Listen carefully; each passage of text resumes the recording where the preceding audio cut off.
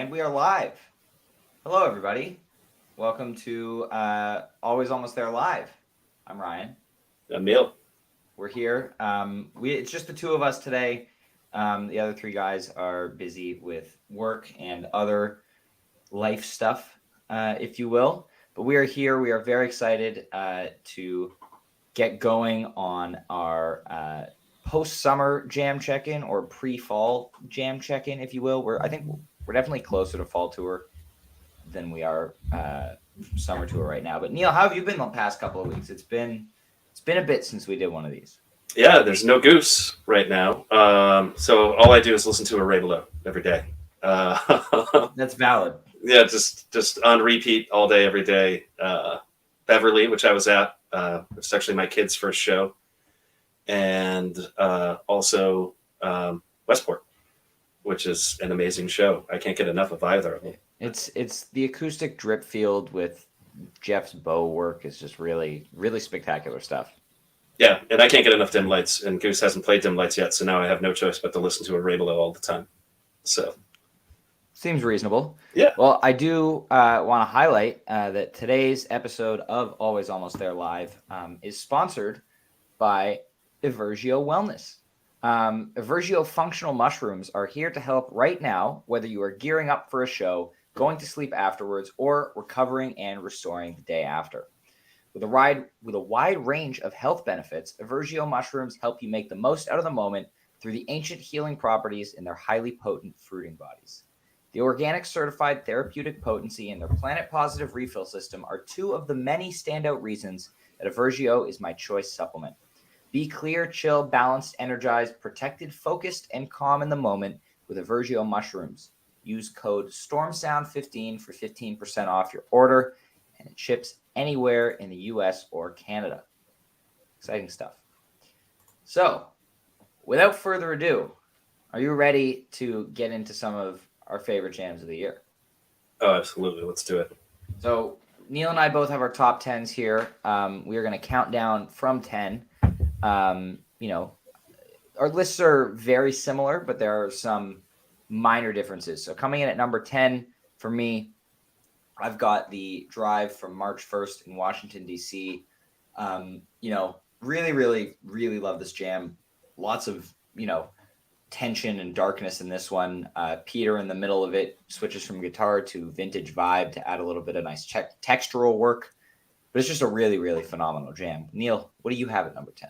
Number 10, I have Pittsburgh, which was the Stage AE Pittsburgh, February 12th, 2022. Spectacular Redbird. I can't say enough about this jam. It's actually been a while since I've listened to this one.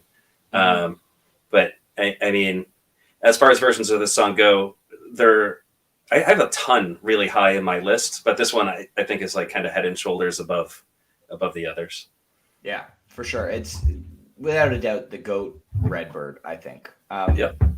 Do you have the DC Drive in your top 10, or it's 11 outside for you? It's 11 for you. Yeah. It got bumped. I moved some stuff around, which we'll talk about in a minute. I really like that drive. I think I was talking about that drive a lot the other day on Twitter. It's spectacular, and like also amazing that it comes. What was it? Second song Second song of the show after the Liza Jane opener. Yeah, I mean, like what a jam to have right off the bat. Absolutely outrageous jam, and a show full of outrageous jams. It's a great show. I don't know if you know, but I was there and I really had a good time. Yeah, I think everybody knows. Number 9 for me, I have the Pittsburgh. You have it number 10. Yeah, just fantastic. Really long build on that one. Trevor's envelope filter, just absolutely phenomenal. Really amazing stuff. I love it. It's great. What do you have at 9? Number 9, I have Legend Valley Creatures. Yes. It's a bit of a controversial pick. Some people believe lands a little bit outside my top 10, but it's still up there. Yeah, and I mean, I think it deserves it. And I think the criticisms of this jam are that there's only a small section of that Creatures that is like truly interesting. Yeah. And to me, that truly interesting section of that Creatures is maybe some of the most spectacular few minutes of music they've ever played. It is a jam that you can hear like from its genesis, from just a few moments of notes that turns into something truly beautiful, which if you like improv, I don't know how that doesn't absolutely knock your socks off.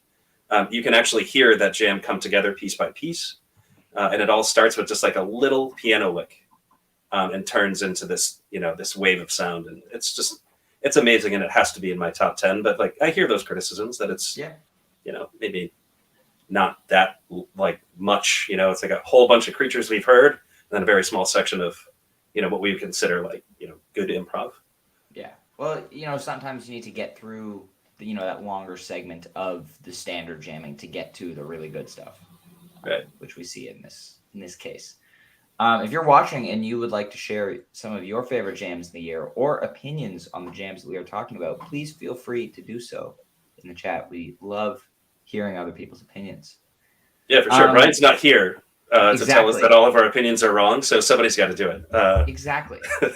Your opinions are valid today because we don't have Brian. I mean, you can jump in chat, I guess, and tell us we're wrong. But also, if anyone notices, Neil is sporting his new Garboose shirt. Oh, the Garboose, as seen on Dick's lot. It's a great shirt. It's just truly spectacular. It's the best and worst shirt ever made, and I love it. Without a doubt. Yep. Coming in at number 8, for me, I've got the Bozeman All I Need from February 7th. I think, this is easily the second best All I Need of the year to me. As I've said before, this jam feels like a throwback to the big 2019 All I Needs, but with the maturity in jamming of 2022 Goose. Really, really phenomenal stuff. Just relentless jamming. The second jam, gets into some Ghostbusters teases late in. And a great segue into Doc Brown. Just really phenomenal 26 minutes of Goose. Yeah, and that one has like a little lick in it too. I think we talked about this in the podcast in the past where, yes, they're all correct. I love it. Where there's like a thing that even almost sounds like a little bit like Jessica for a moment, and then they kind of ride on that lick for a minute and walk away from it. And I think that's a really cool little section because it's not the kind of thing that they typically do. And it's 26 minutes of All I Need, like, which you can't go wrong there. I have, and like, I think this is bumped lower, like a lot lower than you have it. I have the Wonder Ballroom Echo of a Rose, February 3rd, in that spot. This one, the second one to specify. Yeah, the second one, which, I think we were actually talking about that in chat when it went down, thinking all the way back to February now, which is 7 months ago, where I was like, I listened to the Wonder Ballroom Echo of a Rose, and I didn't think it was that good. And everybody's like, you're out of your mind. And I was like, and then I heard the second one. Yeah, you were listening to the wrong one. Right, exactly. That one is like the early part of the year kind of classic jam where there's just kind of all kinds of hell breaking loose, and it's total chaos, sirens. Trevor. And Trevor doing that kind of that plotting bass line, which shows up in a lot of different jams in this part of the year, and then again a little bit later too. But not so much in the summer as it was in the winter and then approaching the summer, at least in my opinion. I'm interested to see if, in the fall, we see a return of more of those darker themes that maybe playing outside, lends itself to brighter jamming in a lot of cases. But yeah, I think I really hope to see Trevor, stepping back into more of a lead role this fall. I mean, his playing's been great. Mm-hmm. It's been absolutely great. Number 7, a jam I feel like everybody knows is the best and talks about it sometimes, but not enough. The Nashville Pancakes. It's long and it's so good. Like I always look at it and I'm like, oh yeah, this is almost 27 minutes long. Like, it was coming in the first set of the first night in Nashville. Like, just a really, really incredible jam. Again, more of this, winter tour darkness that we were getting so much of, and yeah, so good. I have that Pancakes way higher than you, and I thought like I slotted that Pancakes low. I think that's one of the best jams they've done this year. I really do. It's so creative and so different. I think to use the term darkness, like I don't know if it applies to. I don't know. This just has like so many cool, unique sections that are like a lot like why I like the creatures from Legend Valley, which it's almost like music that sounds composed, as opposed to just a bunch of guys kind of ripping notes off and then occasionally coalescing into like some kind of beautiful sound. This one feels very cohesive all the way throughout, and everybody seems kind of locked in. I don't know. That's the best way I can describe it. But I'm a really big fan of that. Really fantastic. Yeah, it's really good. And like, Pancakes in general is always good. Every time they play Pancakes, even like weak versions of Pancakes, where like, you could think about maybe Radio City Pancakes, which is on the short side, but like that Pancakes is awesome. So it's hard to differentiate, versions of Pancakes. I think folks were talking about this on Twitter just yesterday, but this one, is amazing. Top of the stack. It is the top of the stack. I don't think there's any debate there. Followed by DC, in my opinion. Yeah. But that's a discussion for another time. Coming in at number 6 on my list, the Portland Echo, which you meant. Oh, wait. What did you have at number 7? What do we have at number? What do I have at 7? This Old Sea. The Bozeman This Old Sea. This one I think is like 12 on my list. This one I feel like is like a controversial pick for that spot. But I mean, it's just over 23 minutes of This Old Sea. It has, again, a lot of those themes that you see in the early part of 2022. The churn. Churn. Yeah, and then just the weirdness and weirdness, not darkness. And then you get like a little bit of Trevor plotting bass lines. You get Peter calling the cops, I think, in this one, and it's Peter's all the star of that jam for me. Yeah, and it's all in This Old Sea. Yeah, which is like the crazy part. Peter does some really cool stuff in that jam to accent Rick. That like I was listening to that one today actually before we recorded, and man, it's so cool. They really get in this one spot where Peter's like right behind Rick's licks, and it just sounds so good, so good. Really amazing. So then at number 6 for me, I've got that Portland Echo that we just talked about, and then I've got really Pancakes. that moment.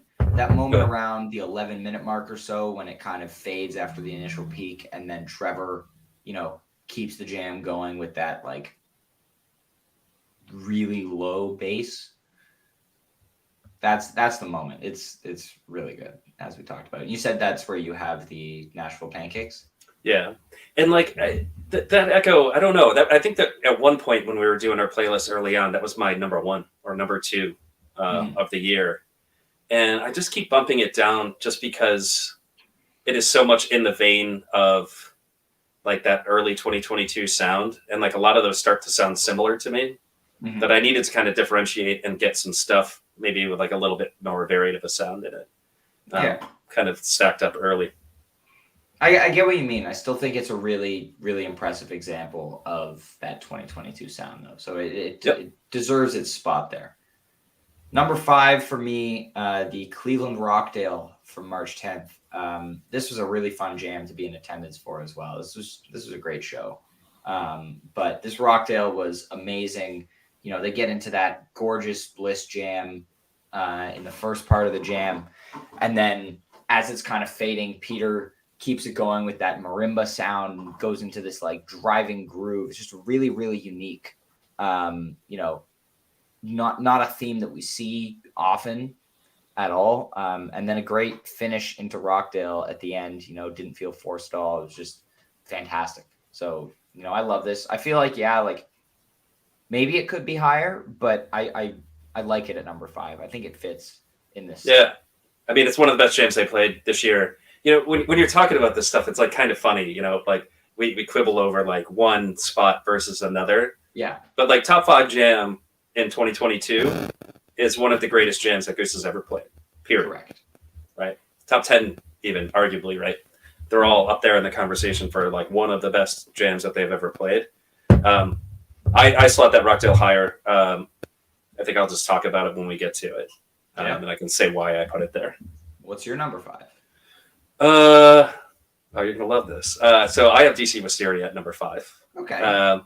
And the reason why I can't put this one higher, and I think everybody else has it higher than I do, is when I listen to it, there's a big section of it that is like a Dripfield jam.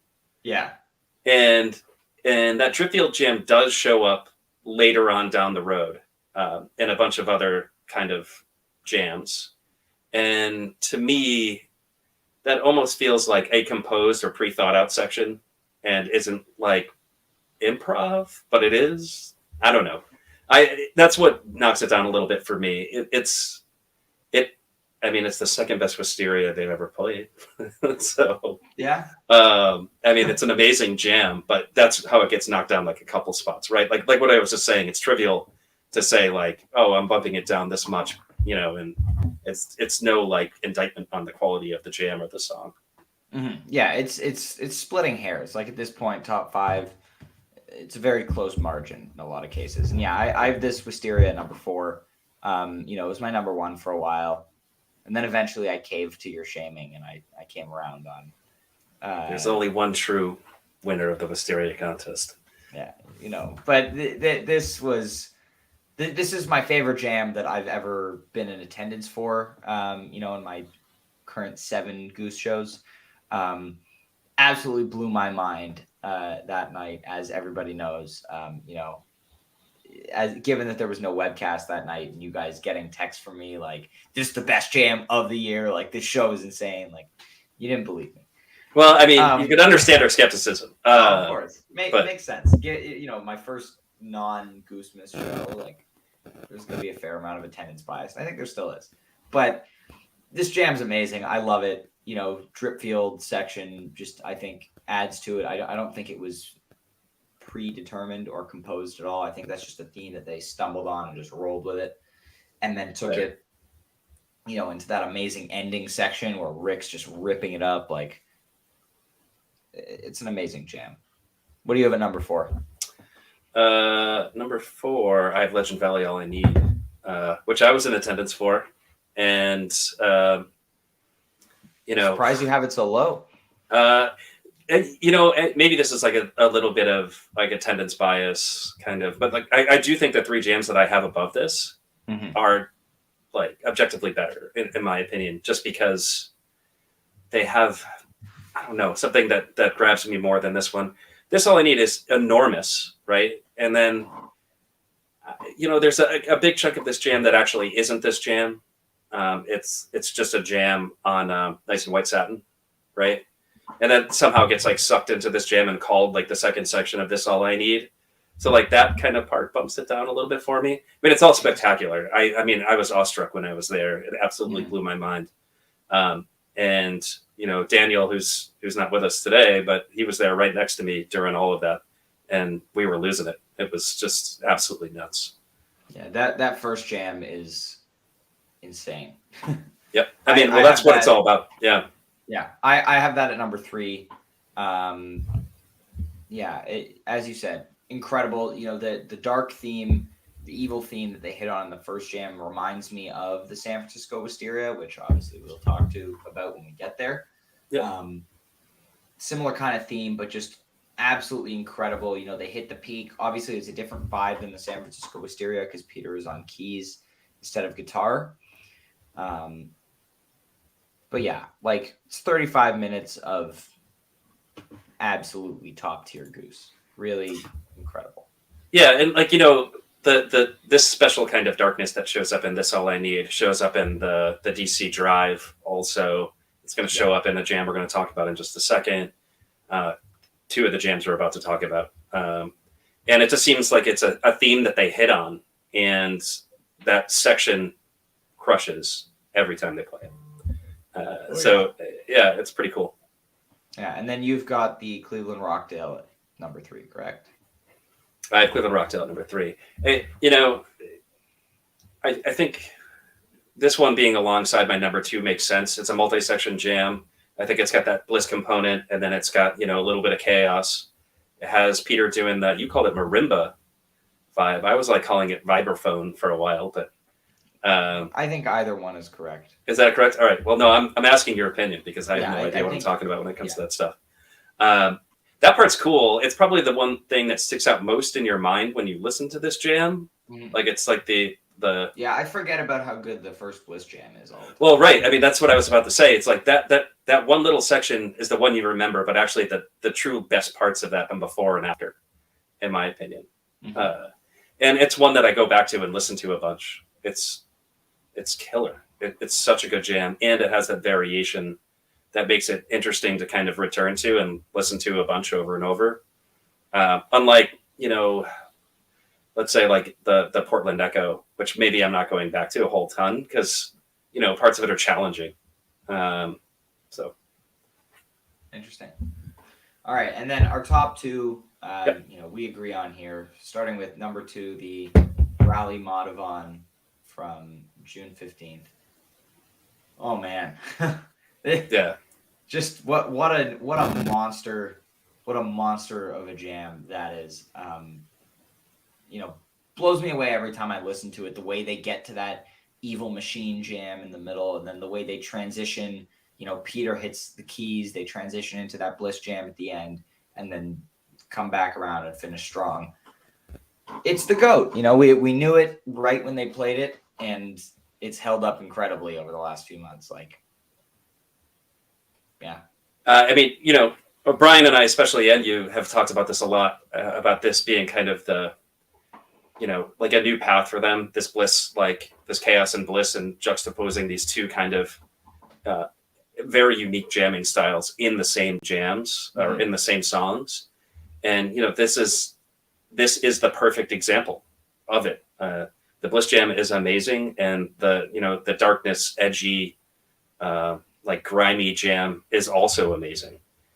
Everything just comes together in this one. And, were it not for the number one, this would be like my most favorite jam ever, maybe. I've listened to this so much and I can't stop listening to it because it's just so good. Doesn't get old at all. Nope.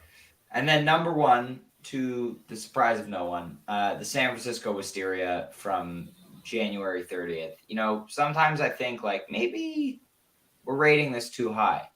And then I go back and I listen to it again. And I'm like, no, we're not. No. Yeah, Like, it's... Holy shit. I think the thing that I'm having trouble wrapping my head around is like that thing happened in that moment. And then there was nothing like it after. Yeah. And there are jams that kind of sound like it, but in terms of the unity that they were playing with in the moment in that jam, it's the magic stuff. It's like why you listen to this type of music. This is the thing that should pull you in and make you want to listen to this kind of stuff forever. 20 years from now, probably going to talk about, San Fran Wisteria, if there is still Goose in 20 years and people are talking about it.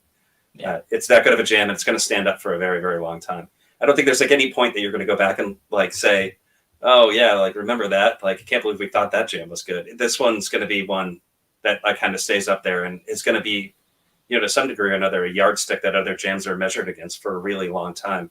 In the way that, I think early on, like 2019, the like Jazz Cafe, All I Need, or in 2021, AWS from Perry, that kind of stuff. 2020, If You're Me, you're measuring everything against Housewood. Right? This is one of those jams, and it's going to stay in that conversation forever. Like, I hope they play another jam this year that's better than that jam. I think oh my God. they can. Yeah. And like, and if they do, I'm just going to run up and down, the street, just talking about how good it is. I think I did that with Raleigh Madhavan and made a few enemies on Facebook because I was talking about how good it was. Like the night of the show, I was like, I'm determined to hasty rank this because I want to prove how much I love this jam. But we all immediately did though. I think it was more like, I think you were definitively like, this is, and we're just kind of like, is this the GOAT? Like, is it happening? And you knew. Yeah. And so, I hope that happens again this year. But if it doesn't, I'm cool with this one, for a very long time. And this is one that I will always go back and listen to. And we've talked about this before too, like the efficiency of this one. This is 18 minutes, right? I don't know the numbers. Yeah. To fit that amount of creativity in 18 minutes is just like amazing and exciting. And, when you think about a band that probably has not yet played their best notes, that is a thing to be excited about because there's probably something even better coming soon. Yeah. Insane. And so that's our top 10 jams of the year. Crazy. Now we've got another top 10 list to take a look at, which is our top 10 shows of the year. Shout out to Brian, who's not here Obviously, his list is the correct one, and we're just trying to live up to his expectations. But so we're gonna count them down again, same as we did. Number 10, I've got April 29th in Asheville. This is a really good show. Kind of an up and down run. At the end of April there, like Charleston was touch and go a little bit. Asheville was amazing. 420 Fest was solid, and Beale Street was a festival set. But this Asheville show, from the get-go, you've got a solid Echo to open, really loose Jive 1. You can tell they're in it from the beginning. Really long, stretched out intro jam on that one. This Jive Lee, I've ranked very high on my list.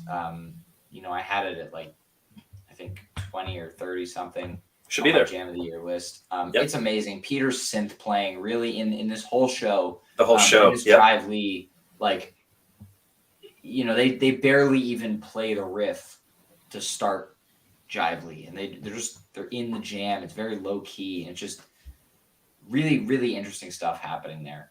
And then later on in the show, you have the Ashbird, the Asheville Redbird. Amazing jam. Again, that synth playing from Peter, that build towards the end. Really great, another solid 2022 Wisteria. You get a drip field that bridges the encore. It's an amazing show. It's one of the most complete shows of the year for sure.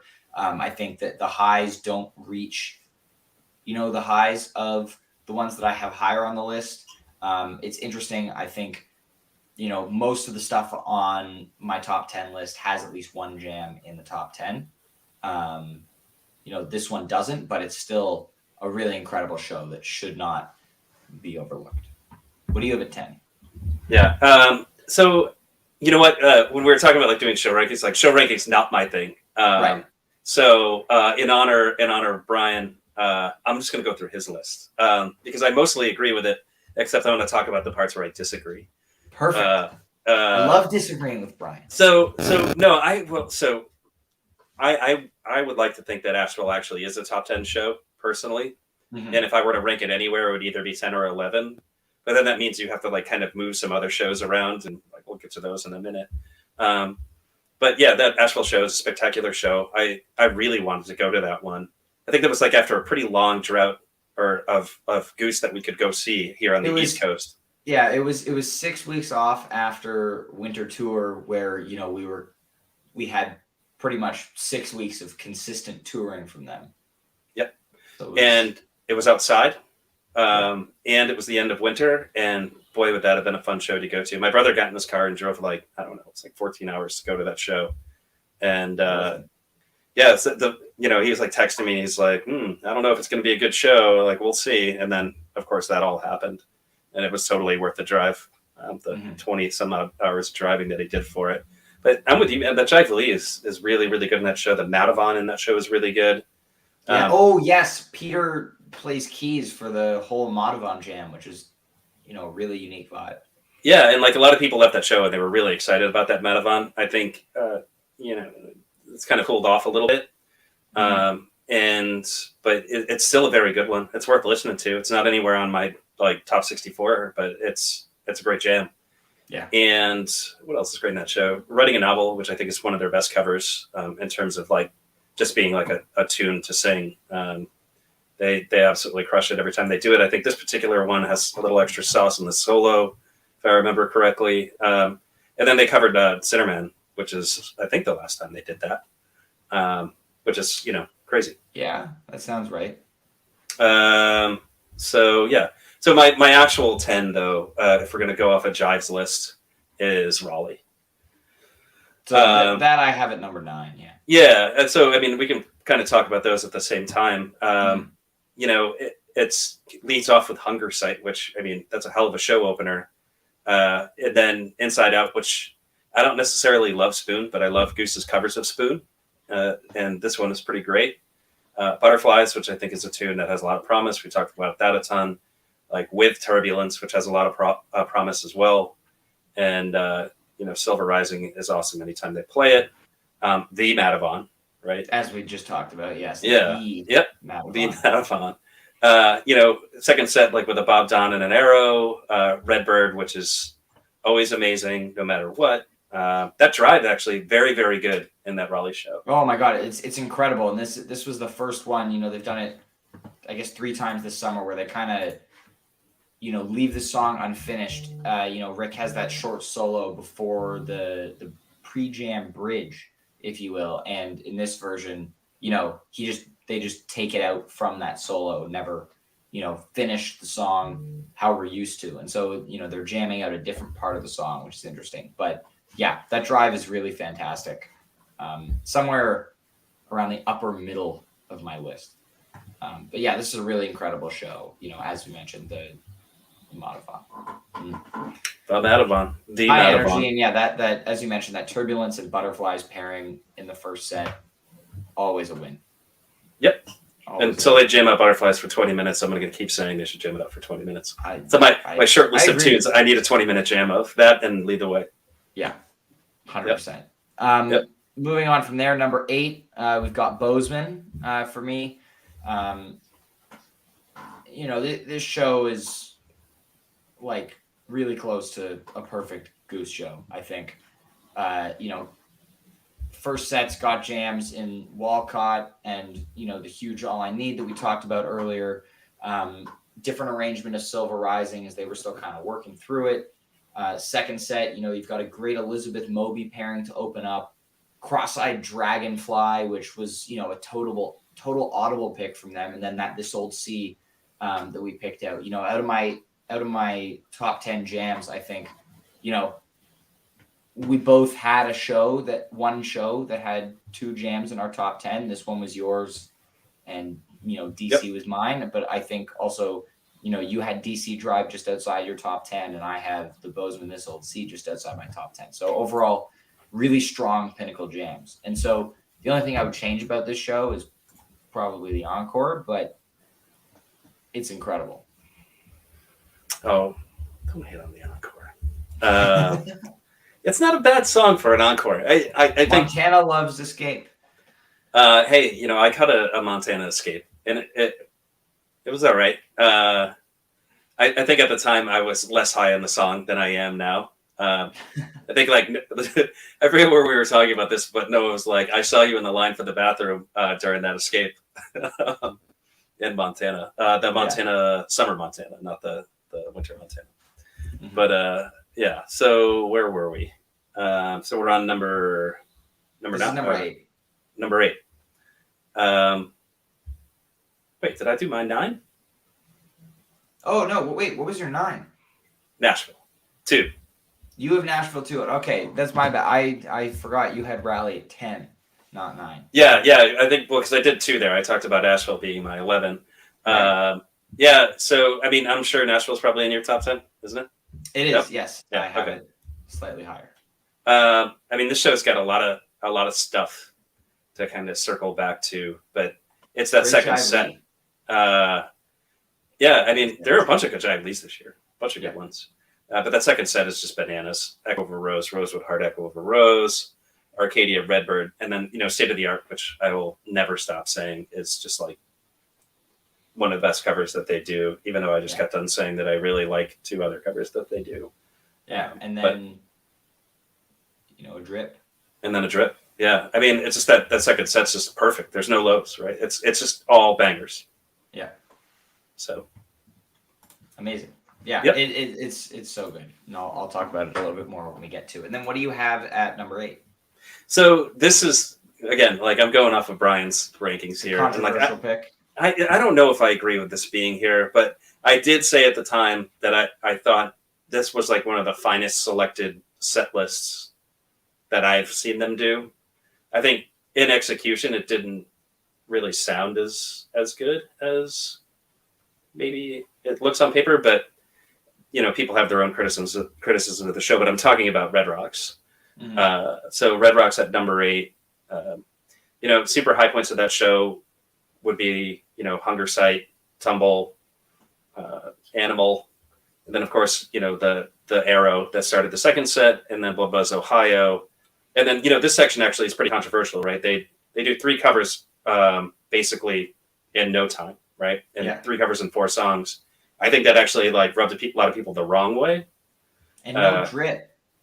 Well, no drip field, right? And we talked about this at length on our August leg recap episode. But yeah. Yeah, and again, and I'll say this again, and I said it on that show, like you can't look at a set list and say it's bad because of the songs that weren't played. It's true. It's just not. It doesn't make any sense. Of drip at Red Rocks. Right.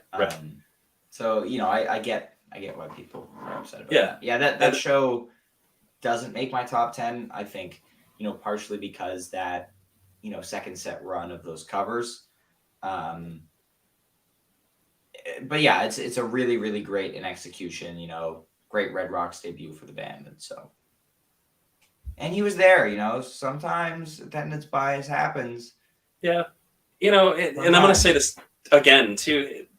I think it does deserve to be in top 10s. 1, because the set list is outrageously good. Mm-hmm. And 2, because it's like their first Red Rock show. Yeah. That's one that needs to be remembered. And, it's not like they tanked the show. I just think folks are hypercritical because they wanted it to be something more. Yeah. And, there wasn't 20 minutes of this one song that they really wanted, but, it's like slice off 20 minutes of that show anywhere you want. I don't know. It's still a great show. Yeah, it is. So, next I have at number 7, Nashville 2. We talked about it already. Yep. Strong Jively in the first set. That second set's about as perfect as you can get with a second set. Yep. Amazing. What's number 7 for you? Dylan 2, which this one, this might be Brian's Tend to Spies thing, but I think this deserves to be here. It's got a lot of great stuff. That half step that they play in the show is spectacular.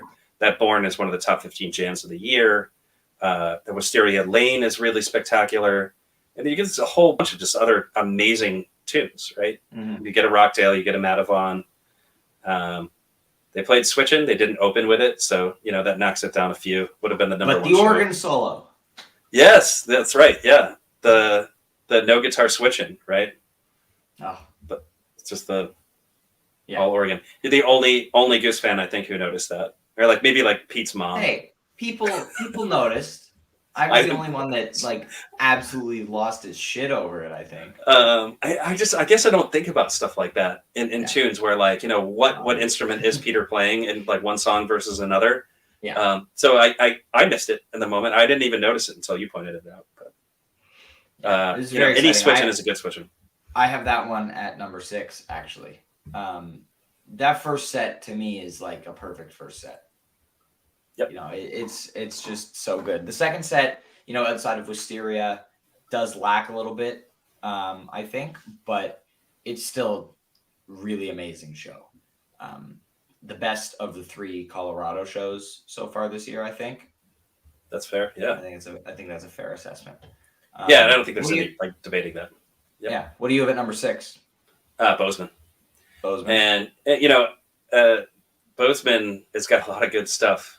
It does have 2 of the top 12 jams of the year, in my opinion. It has an amazing version of W.S. Walcott Medicine Show. It has a Moby in it, and that always makes a show pretty awesome. The Cross-Eyed and Painless and the Dragonfly in the show is outrageous. Doesn't actually land in my top 64, but now that we're talking about it, I don't know. Should it? They don't count together for the. Well, right. But the Cross-Eyed is very good. Yeah. They don't play it nearly as much as I wish they would, but I understand why they don't. But that This Old Sea really makes this show kind of stick out. It's amazing. Such an amazing version of the song, and relatively unique. I think there are some pretty weird This Old Seas. I'm trying to think. Was it Floyd Fest that has an all out funk jam? This Old Sea Loose Ends jam. Yeah, the loose ends in it. Yep. Yeah, really, and then really good. I think it hasn't jammed really since Bozeman as much. Oh, actually, Philly was really good. Yep, that's true. With the Screaming Peter. Yeah, that's a fun one. Moving on to number 5. I've got DC Night One. I love this show. We've talked about it. Drive, Wisteria, and Pancakes, all like all-time versions. Really strong Madhavan. I Wish covers, super fun. Yep. I love it. It's an incredible show. What do you have at 5?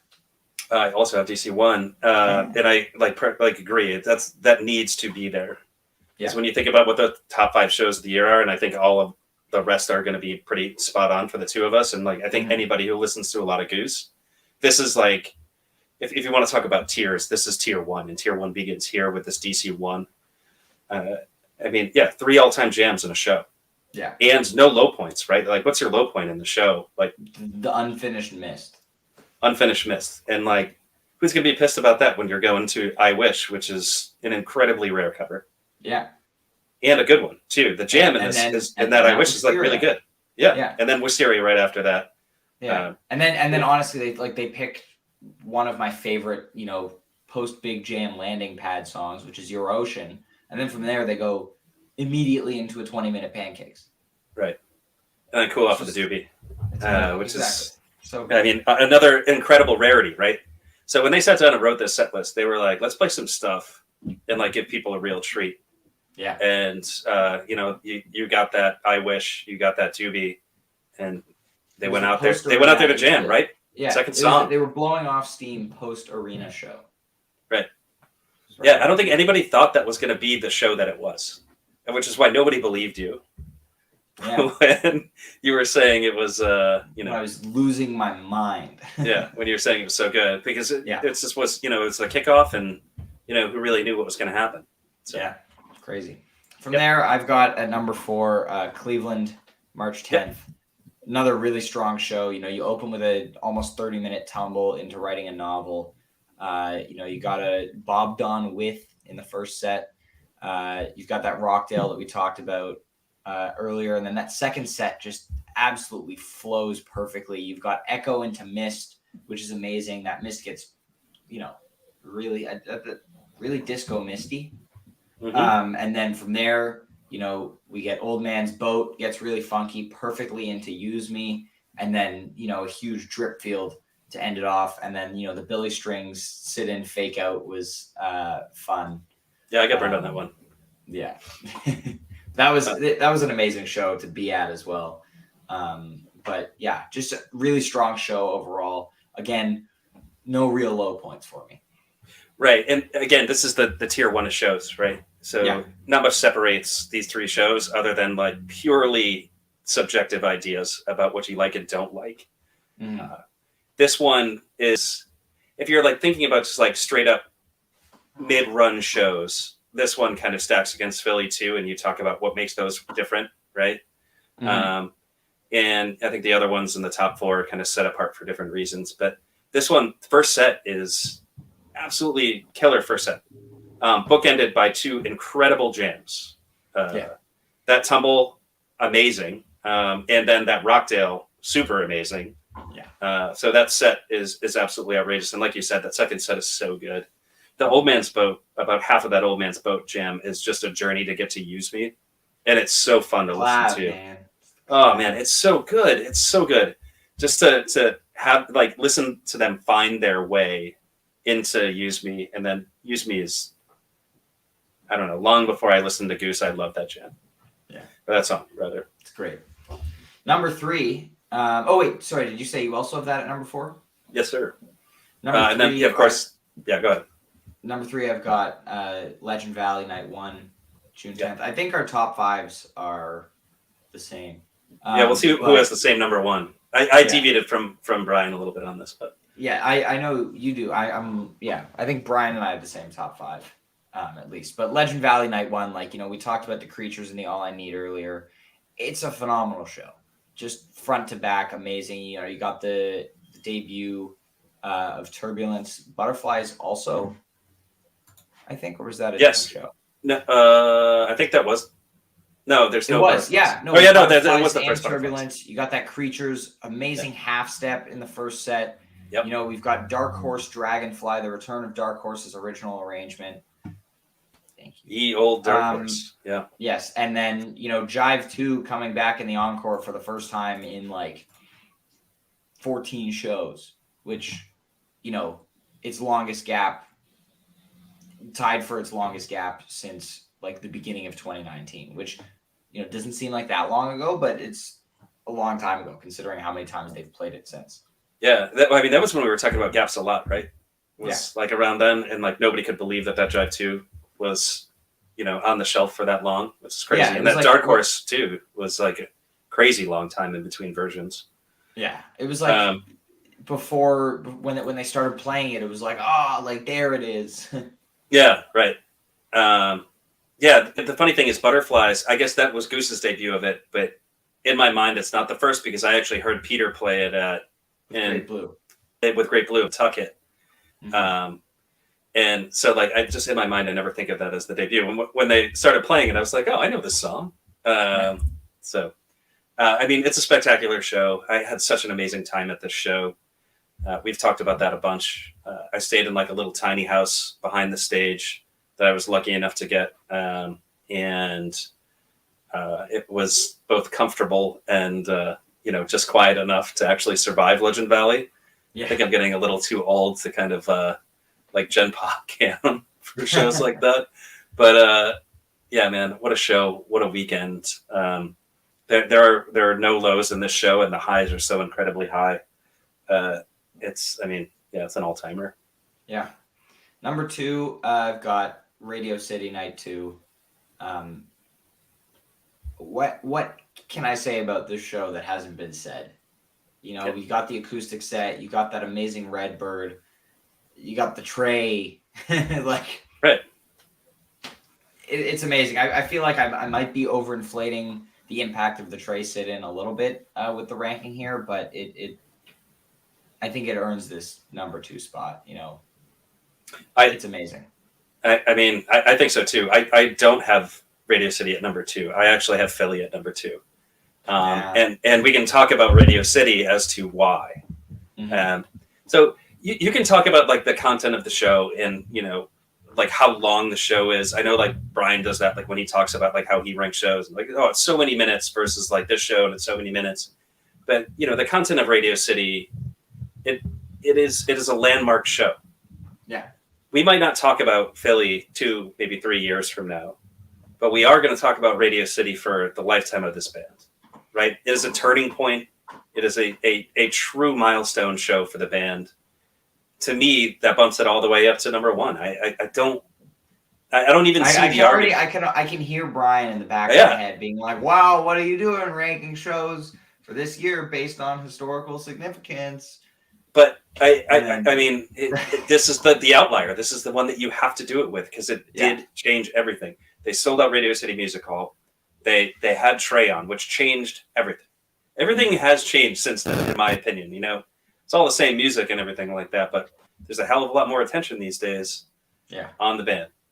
So we'll see what happens in November, Yeah, but like let's talk about Radio City though for a sec. Yes. Like the actual songs that they played, because it's worth mentioning. In that acoustic set they played Wake Up, which is an Arcade Fire song, which long before I ever even heard of Goose, I loved Arcade Fire and loved that song. Atlantic City is probably one of the best acoustic covers that they do. Yeah, so Wake Up was that was a 472 show bust out for that. Last played February 20th, 2015. And which Atlantic is amazing. City was 108 shows. And like when they play covers like that, it makes me wonder like if this band was like somehow like cosmically made for me. Like I've manifested this somehow, like with my musical taste. Because like I love jam music, love indie rock, like listened to a lot of Arcade Fire, like 20 years ago. Yeah. And now there's like a band of like guys who are, younger than I am playing this music, and it's outrageous. Same thing goes for like Blood Buzz Ohio or, like Inside Out, I guess, even though I just got done saying I don't really like Spoon, but it's a whole genre of music I like absolutely wore out that has no connection to the jam scene whatsoever. So that's pretty cool. And, there are some standout versions of songs in this show that have nothing to do with Trey. Like the writing a novel with Father John Misty. Like we talk about it like the Trey Show, but like Father John Misty was there, incredibly accomplished musician out there trading verses with Rick on one of his like most popular songs. Like that's absolutely insane. Agreed. Like so that catapults us to the top. If you want to just like get down to brass tacks and say like, well, note for note, like what's the better show? Maybe it's Philly too, but Radio City is just nuts. I don't know. So there it is. So my number 2 is Philly, and my number 1 is Radio City. Yeah, that's fair. Philly for me, you know, for a while I was doubting, like, is it as good as the ranking would suggest it is? And then I would look at the set list, and then I would listen to it again and be like, yeah, it is. Yeah, you know, that first set is just, you know, relentless from that. All I need is 25 minutes of just power. You know, the third best All I Need of the year, mind you, but still incredible. You know, Cali Magic, Dr. Darkness, and, you know, another 20 minutes of Redbird. Yeah. Incredible. Yeah. You know, it's efficient. You know, it's 4 songs. It's an amazing set. And then, you know, and then you get the second performance of Hunger Sight. So it was still a pretty new tune at this point. Amazing jam. One of the top versions for sure. You know, Please Forgive Me.